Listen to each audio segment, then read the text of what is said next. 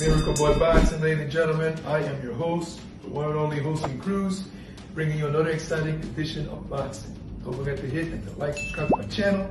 It's always greatly appreciated. Stay tuned.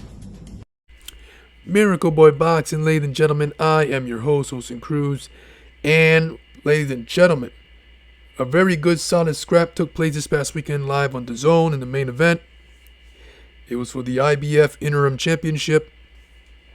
It was a title eliminator, and Richardson Hitchins, one of the top 140s in the world today, at 18-0, 7 KOs, had to grind it out, man. Dig deep, bite down on that mouthpiece first, and grind that decision out against Gustavo Lemos out of Argentina. Came into the fight 29-0, 19 KOs. So this guy had pop in his punches.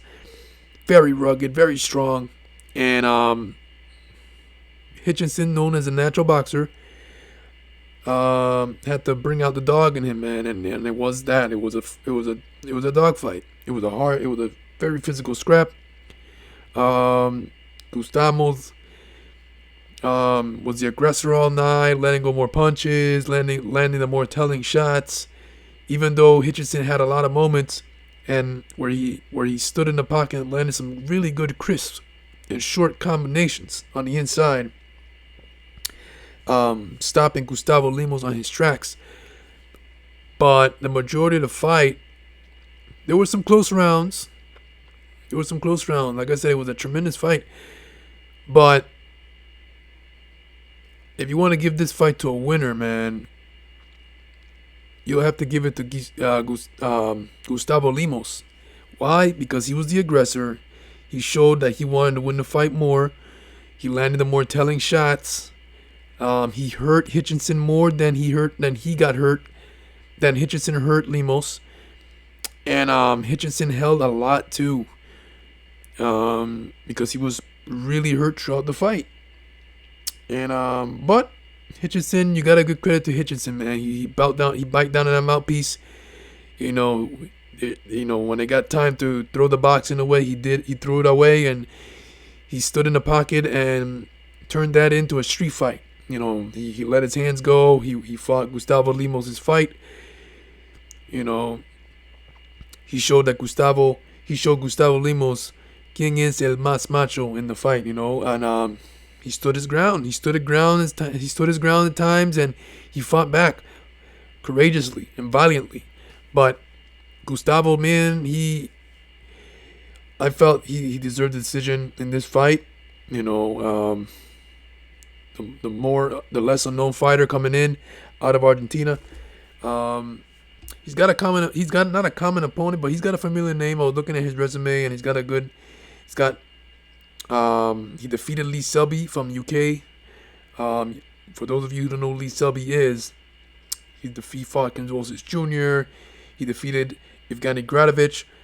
He defeated Fernando Montiel, former bantamweight world champion of the world, and Eduardo Ramirez. Those are all familiar names, and he's fought them. He lost to Gonzalez Jr., and of course he lost in his last fight to Gustavo Lemos by KO in 5 rounds. So Gustavo Lemos has fought some names in boxing. But a lot of people don't remember who Gustavo Lemos is.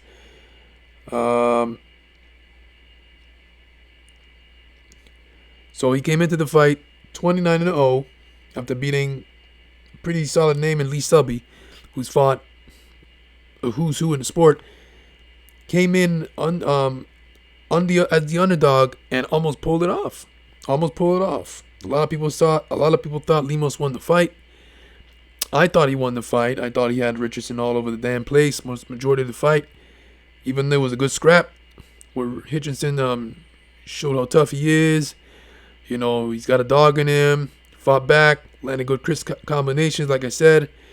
You know, defending himself, holding on repeatedly. So it was a good fight. But, you know, in boxing, you know, in this situation, Gustavo had to knock Hitchison out in order to get that win, unfortunately, because he fought hard. He fought his ass off.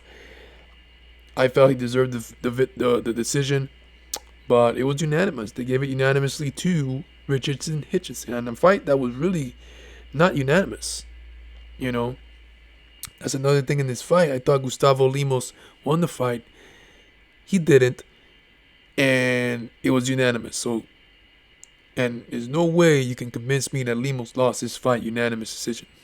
I don't know what Hitchins did to get a unanimous decision victory. It was not a one-sided fight. Now, a lot of times in boxing, there's unanimous decisions that are, you call it a very close but unanimous decision. There are a lot of fights where they are very competitive, they look close, and it turns out to be a unanimous decision, which doesn't make sense. But it happens, and this is one of those. Fights. Richardson Hitchins, the bigger name, moves on to bigger and better things. He's won the IBF interim strap. He was a title eliminator. Now he officially becomes the mandatory for Subriel Matias. Now, in the past, not too long ago, Richardson Hitchins said that he is not going to fight Subriel Matias because of the danger he possesses and because of the rehydration clause that the IBF has. And he's not going to take the fight unless it's someone else holding the IBF strap. But once Subriel Matias is the IBF champion, I'm not going to go that route. So it's interesting that Richardson Hitchins has took this IBF title eliminator, has decided to jump on the IBF wagon. And he tested the waters, and it was a much tougher fight than expected.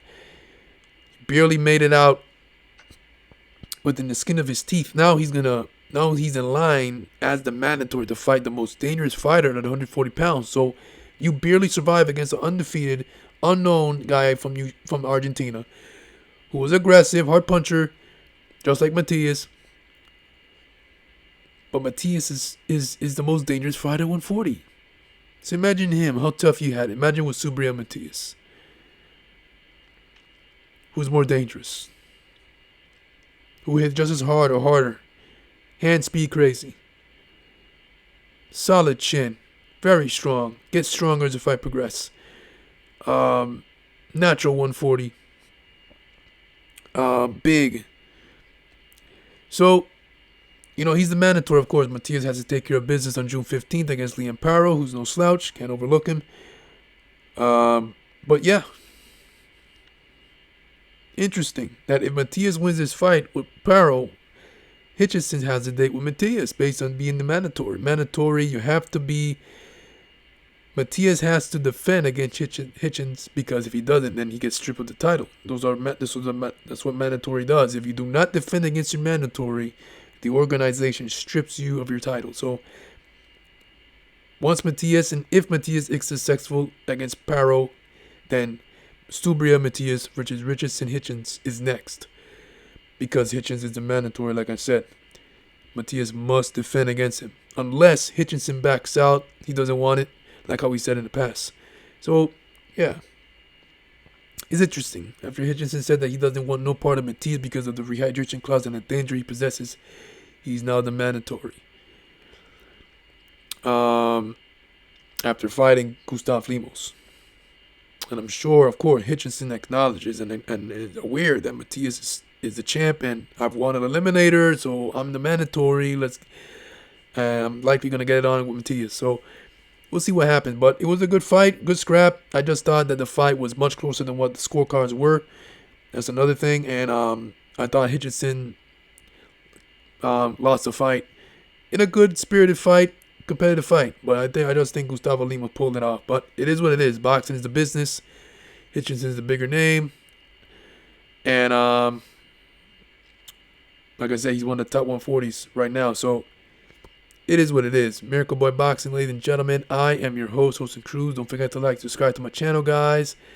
Let me know what you guys think on Hitchinson's victory over Gustavo Lemos. Was it right? Was it the right call? Was it a robbery? Let me know in the comment section down below. I am your host, Miracle Boy Boxing, Hosting Cruz. And I'll see you guys.